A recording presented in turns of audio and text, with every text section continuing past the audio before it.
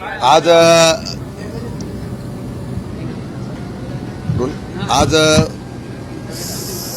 सीमा भागातील आज एक बैठक होती। त्या बैठकीच्या संदर्भातून आदरणीय पवारसाहेब त्या समितीमध्ये या असलेल्या बैठकीला उपस्थित होते। बैठक संपल्यानंतर विधिमंडळातले आमदार खासदार साहेब आल्यानंतर उपस्थित होते आणि म्हणून एक बैठक संपल्यानंतर कुठे सर्वांना भेटावं, चर्चा करावी आणि अशा प्रकारच्या गप्पा गोष्टी कराव्या म्हणून साहेबांनी या ठिकाणी एकनाथ शिंदे यांची कॅबिन घेतली। हा काही चर्चेचा किंवा राजकारणाचा विषय होऊ शकत नाही।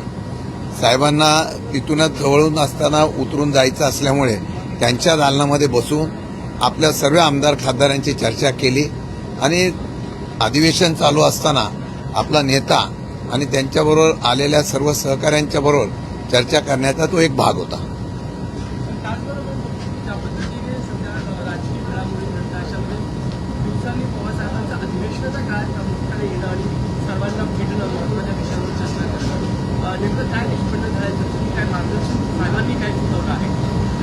नाही, अशा प्रकारच्या कुठल्या प्रकारची मार्गदर्शन किंवा काही नाही। अधिवेशनाच्या बाबतीमधली परिस्थिती माहिती घेतली। अतिवृष्टी पडलेली आहे, काही ठिकाणी पाऊस नाही। सगळ्या लोकप्रतिनिधी चर्चा करताना आपल्या भागामध्ये पावसाची परिस्थिती काय वगैरे अशा इकडच्या तिकडच्या सगळ्या गप्पा झालेल्या आहेत, त्याच्यावर चर्चा झालेली आहे। राजकीय चर्चा अशी कुठल्या प्रकारची झालेली नाही।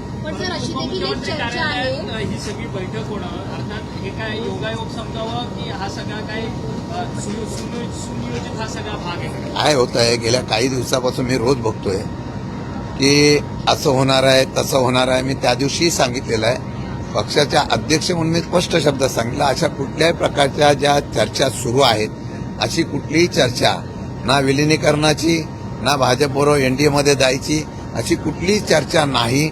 आज सुद्धा तसाच योगायोग होता, फक्त पवार साहेबांना जिथून जायचं होतं त्याच्या जवळ एक दालन होतं, ते एकनाथ शिंदेचं होतं म्हणून तिथं आम्ही बैठकीला गेलो, एवढाच फक्त विषय। बाकी कुठलाही विषय त्याला कुठल्याही प्रकारचा अर्थ लावू नये। अजून एक चर्चा सुरू आहे की अजित पवार यांच्या पक्षामध्ये सुनेत्रा पवार आणि पार करणं वगळून तुमच्यासोबत जी लोक तयार आहेत युती करायला त्यांचं तर एक मत झालंय की हे म्हणजे शरद पवारांचा पक्ष जर आपल्यासोबत आला तर चालेल, ते दोघांना साईडलाईन केलं जातं। मी परत एकदा सांगतो, अशा प्रकारच्या अजितदादा गटांच्या बरोबर असलेली कुठेही चर्चा नाही, विलिनीकरणाची चर्चा नाही, दोन्ही पक्ष एकत्र येण्याची चर्चा नाही आणि त्याचबरोबर एनडीएमध्ये जाण्याच्या संदर्भात सुद्धा चर्चा नाही।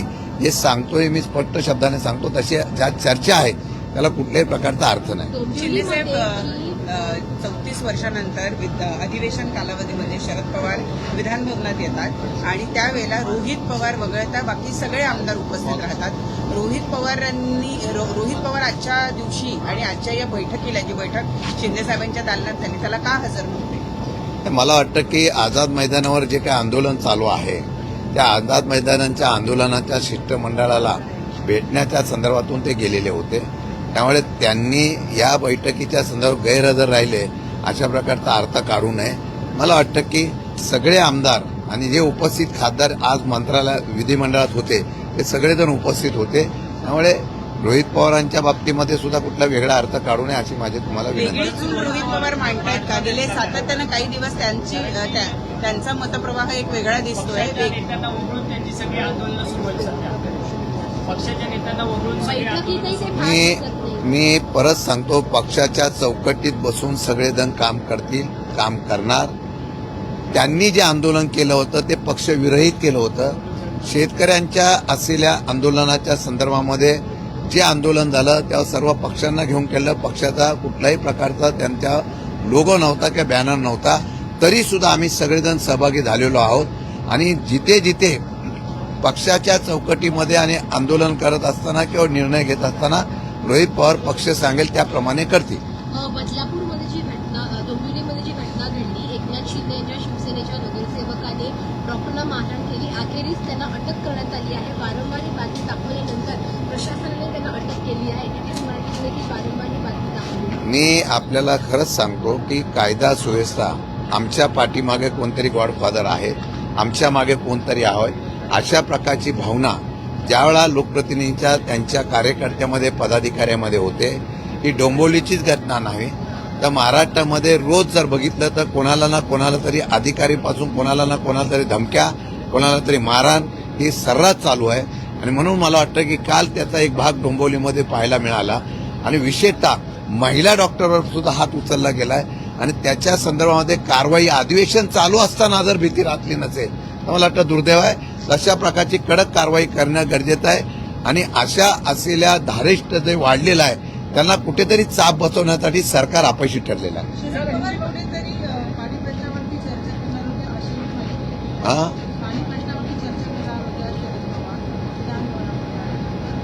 नाही नाही असे कुठलेही प्रकारचे प्रयत्न अधिवेशन के कार्यकाल पवार साहब का आना सक्सेस का कार्य करना एक कई नई राजनीतिक जुगाड़ का गठबंधन का जन्म मिल रहा है. क्या एनडीए में जाने की तैयारी? महाराष्ट्र और सीमा प्रश्न के बारे में जो कमेटी है उस कमेटी के मीटिंग में पवार साहब आए थे और पवार साहब आने के बाद अगर नेता हमारा आता है तो पूरे आमदार हमारे पार्टी के जो विधायक थे और उसके बाद जो हमारे एमपी यहाँ पे मौजूद थे उनकी एक मीटिंग वहाँ पे हमारी हो गई.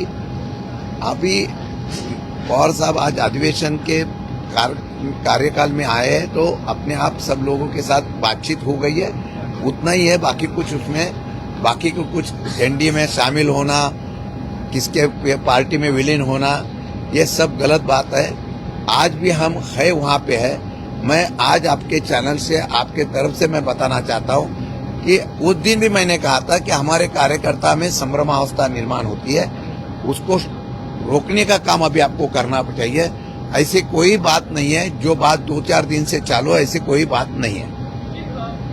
खासकर ऐसे समय में पवार साहब काफी सारे विधायकों से मिलना है, बाद में सरकार का भी साथ करना, कहीं ना कहीं मैसेज देने की कोशिश करेंगे कि हमारी पार्टी की बात है और कहीं टूटने वाली स्थिति भी नहीं है. महाराष्ट्र में इस तरीके की परिस्थिति हमेशा विधायक अभी भी सांसद है, इसको एक साथ रखने की कोशिश. आपको क्या समझना है समझ लीजिए, लेकिन एक है हमारी पार्टी एक संघ है, एक साथ में है और ये आज भी आप पवार साहब आने के बाद देखने के लिए आपको मिला है. मेरे ख्याल से हमारी पार्टी जो आमदार विधेयक है और जो एमपी है वो साथ में पार्टी के साथ पवार साहब के नेतृत्व में एक संघ है. हमारी पार्टी में ऐसा कुछ होगा नहीं, हमारे पार्टी में ऐसा कुछ होगा नहीं.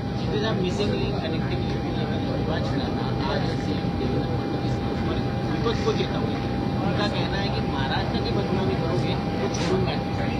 महाराष्ट्र में महाराष्ट्र की बदनामी करोगे तो छोड़ूंगा नहीं. मेरी बदनामी करोगे लेकिन महाराष्ट्र की बदनामी करोगे नहीं. अगर ऐसा है कि सरकार जो है सरकार की तरफ से मुख्यमंत्री जब ये ऐलान करते हैं लेकिन उसको नियम सबको लागू होना चाहिए.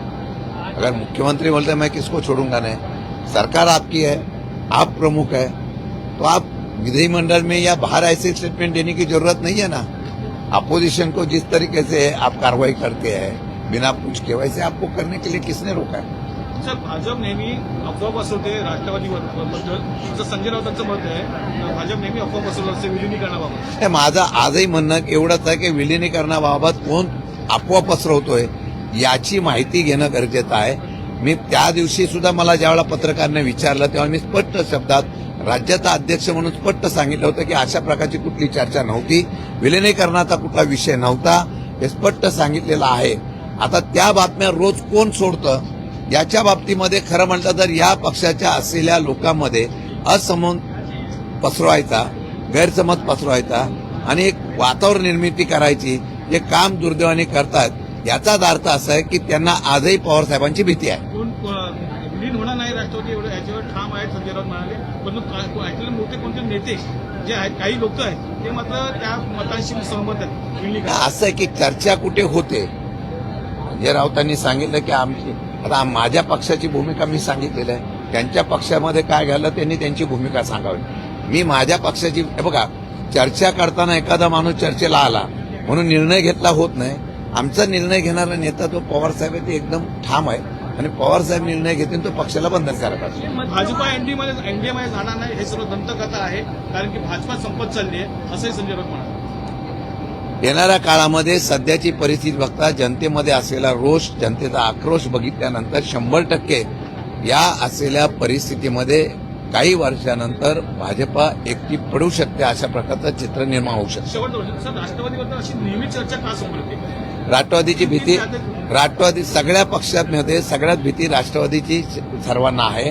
कारण आजही सगळं चक्र फिरवणार आहे आणि त्याबरोबर राजकारणाची दिशा फिरवणारा नेता जे आहे ते शरद पवार आहेत आणि त्यामुळे ह्या बातम्या पसरवायच्या आणि अशा प्रकारचा वातावरण हे करण्याचा प्रयत्न काही लोक जाणीवपूर्वक करतात. विरोधकांना मुख्यमंत्र्यांनी ठणकावलेलं आहे मिसिंग लिंकवरनं. माझ्यावर टीका केली चालेल, पण महाराष्ट्राची बदनामी करू नका, नाहीतर बघू. असं आहे, माझं म्हणणं आहे की महाराष्ट्राच्या असलेल्या या विकासाच्या संदर्भामध्ये आत्ताच अशा का घटना घडत आहे की महाराष्ट्राची बदनामी कोण करत आहे? भ्रष्टाचाराची बदनामी करताय. भ्रष्टाचार ज्या पद्धतीने सुरू झालेला आहे, ज्या पद्धतीने कामं करून घेतलेली आहे, त्या कामाचा पहिल्या पावसाळ्यामध्ये असा परिणाम होत असेल तर मुख्यमंत्र्यांनी त्याची गांभीर्याने दखल घ्यावी. कोण कशाला टीका करायला जाईल? पण टीका करण्याची वेळ काय येते की तुम्ही जी कामं केली, मेट्रोची असेल, सिलिंगची असेल, मिसिलिंगची असेल, सगळीकडे कामाच्या ज्या पद्धतीची क्वालिटी बघितल्यानंतर लोक त्याच्यावर नाराजगी व्यक्त करतायत. तरी सुद्धा तुम्ही टोल घेताय, सगळं घेताय, पण कामं जर क्वालिटीची होत नसेल तर त्याच्यावर जनतेला आवाज उठवण्याचा किंवा त्याच्यावर विरोध करण्याचा, टीका करण्याचा अधिकार जनतेला आम्हाला आहे.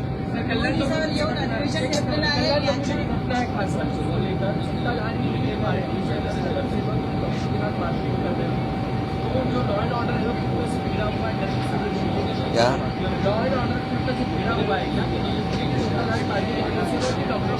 नहीं, ऐसा है कि किसी को डर नहीं है. ये घटना जब से ये महायुति की सरकार आई है, उनके पदाधिकारी, उनके कार्यकर्ते, उनके जो विधायक हो या कोई नेता हो या कोई भी हो, वो किसी को डरते नहीं है. हमारे पीछे कोई है, हमारा राज है. वो जिस तरीके से कल लेडी डॉक्टर के ऊपर भी हाथ उठाया, किसी ने उसकी दिलगिरी व्यक्त नहीं की, किसी ने उसके ऊपर पार्टी के लोगों ने भी कुछ कहा नहीं. और ऐसी बात रहेगी तो कौन काम करने के लिए सब डरते हैं ना. खाली ये नहीं है, कोई आमदार है, विधायक है, उन्होंने भी अधिकारी को गाली गलौज किया. पिछले हफ्ते की बात है, ये रोज ही घट रहा है. मुख्यमंत्री उसके ऊपर ध्यान देंगे तो ठीक है, नहीं तो अधिकारी बोलेंगे हम काम नहीं करेंगे. ऐसा ही कुछ माहौल होने वाला है.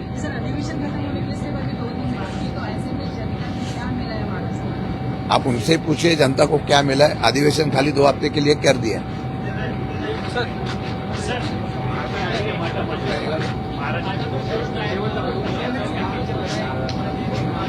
हाँ,